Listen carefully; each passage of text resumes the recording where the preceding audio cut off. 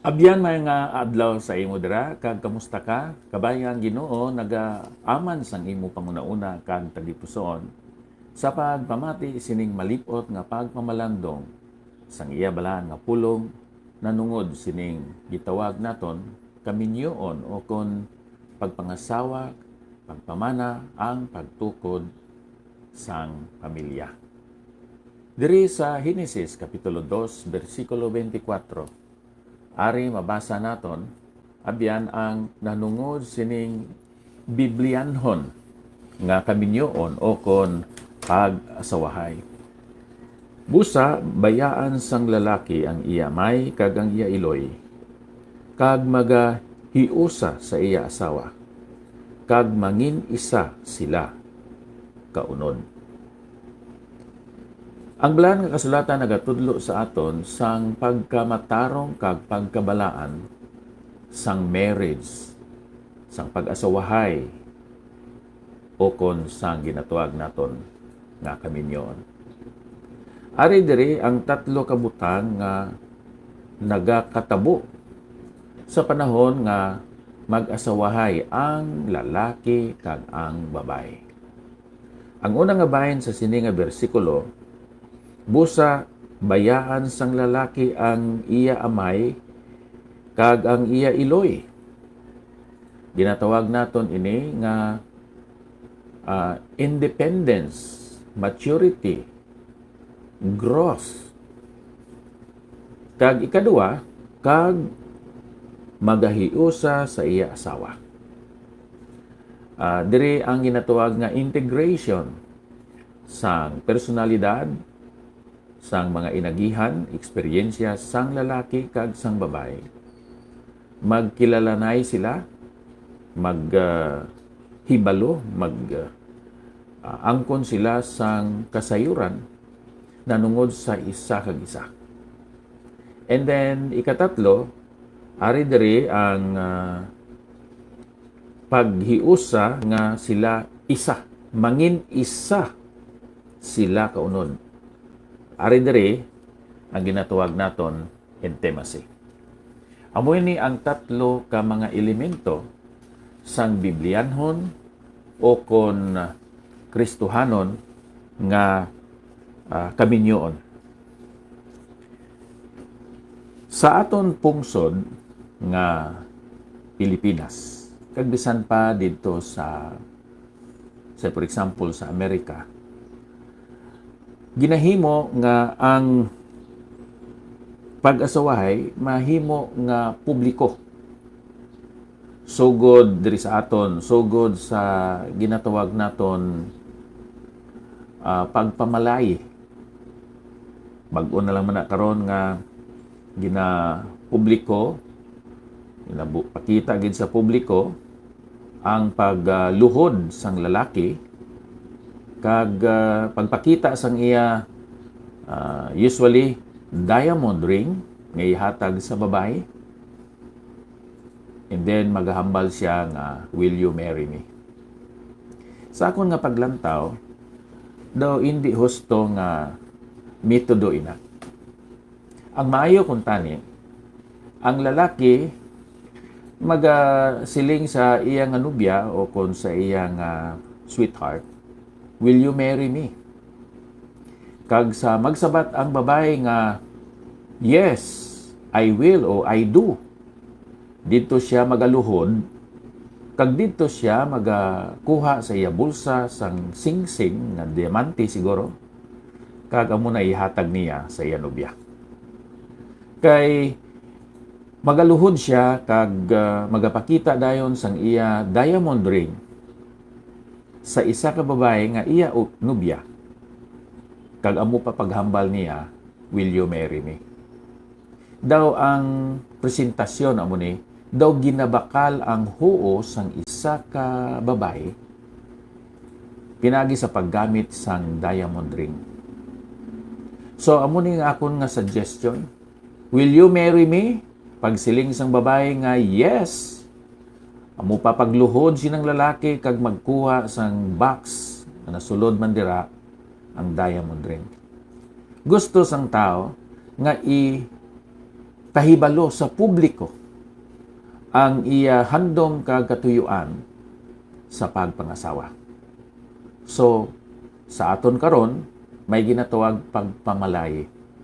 Pagpahibalo sa mga kasilingan, sa mga katawhan, bisan pa sa bugos nga kalibutan, nga ining duha ka tinuga ang lalaki kag babae nagabuko, nagaplano nga magpakasal o kon mag-asawahay. Ang mga ginikanan sa lalaki magakadto sa mga ginikanan sa babae agud nga maghinunanon para sa kaminyoon sang ila mga anak. Ang masami himuon ini pinaagi sa isa ka mediator, isa ka masinaton daw broker sa kago, no, o kon sa pagpamalay. May isa ka tao nga ginkilala, respetado sa katilingban. Siya ang tigpamaba kag manugpatunga sa sining duha ka pamilya. Ikaduha nga ginagamit sang mga tao nga gusto nga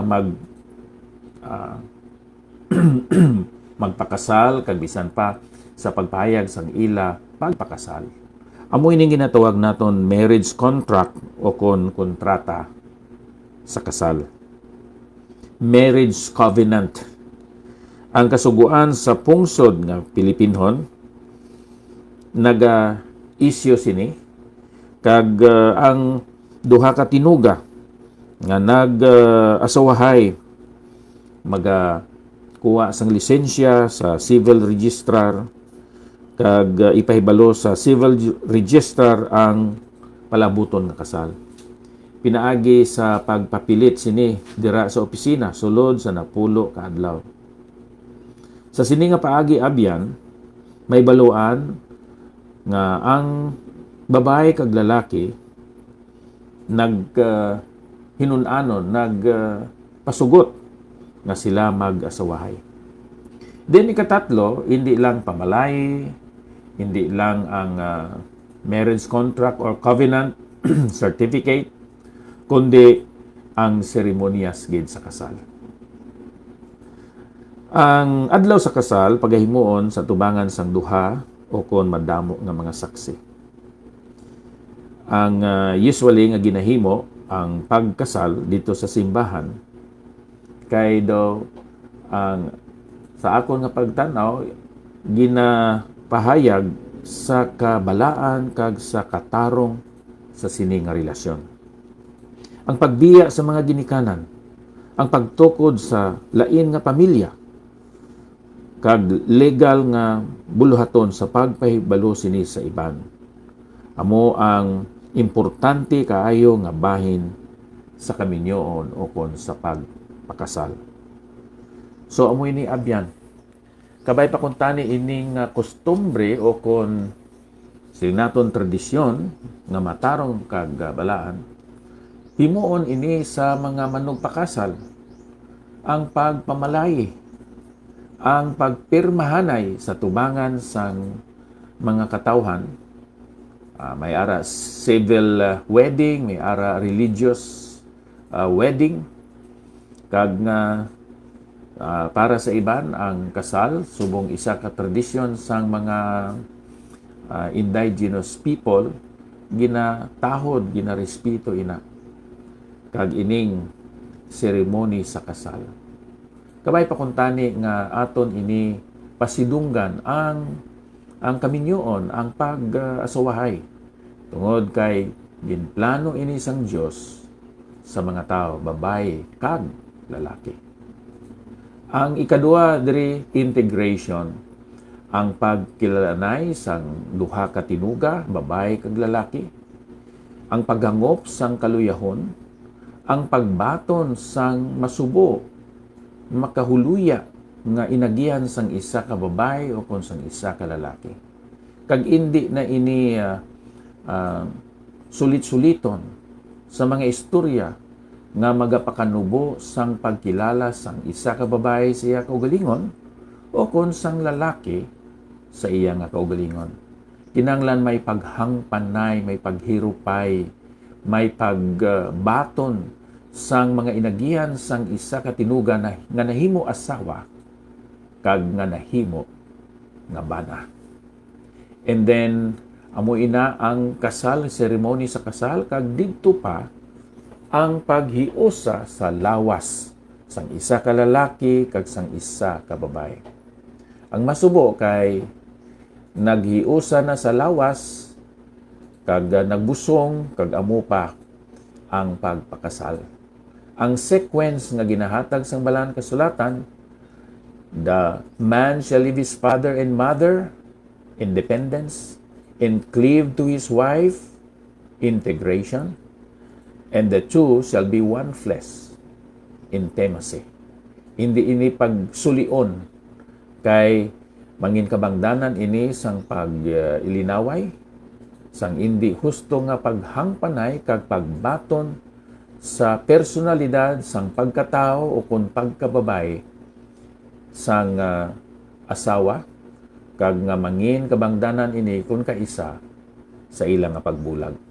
Kabay pa kung tani nga kita nga mga ginikanan maghatag sang sining instruksyon, sang sining nga influence kag impresyon sa aton mga kabataan. Kag kita subo nga mga ginikanan amo ang magabantay sa aton mga kabataan agod nga ang ilang nga kaminyoon mangin matarong, huwaran, balaan kag Dios nun. Dios nga balaan, amay namon salamat gid sang imo nga pulong. Amo ini ang manual sa amon espirituhanon nga pagkabuhi kag bisan pa sang amon Kristohanon nga paggawi sa sini nga kalibutan. Dios nga balaan, kabay pa ang amon mga kabataan magkabuhi nga matarong sa ila pagkadalaga, sa ila pagkasoltero. Kag nga hatagan nimo sila sang ila mapamana o kon mapangasawa nga Dios nun tarong kag mabuot nga tao and vice versa. Ini nga mga butang amon ginatugyan kag ginasalig sa ngalan ni Ginoong Hesus. Amen. Busa, Nairel, salamat gid sang imo nga pag-replay sa sining aton segment karon. Diri kita sa aton nga pag-greet no sa aton mga abyan nga nagatan-aw sa sining aton segment karon. Akon nga pagpangamusta sa kay Pastor Mawilito Bakang. Mayong aga man dira sa imo, Hope Bangkal, dira pa sa Canada, ng Harlita Sayo Bituon, mayong aga kag sakay Pastor Maymon Sarnicola. Halin pa diri sa Bay City Fellowship Baptist Church, kaupod ni Jose Dionisa, ako magasiling, ang Diyos magpakamaayo sa aton nga tanan.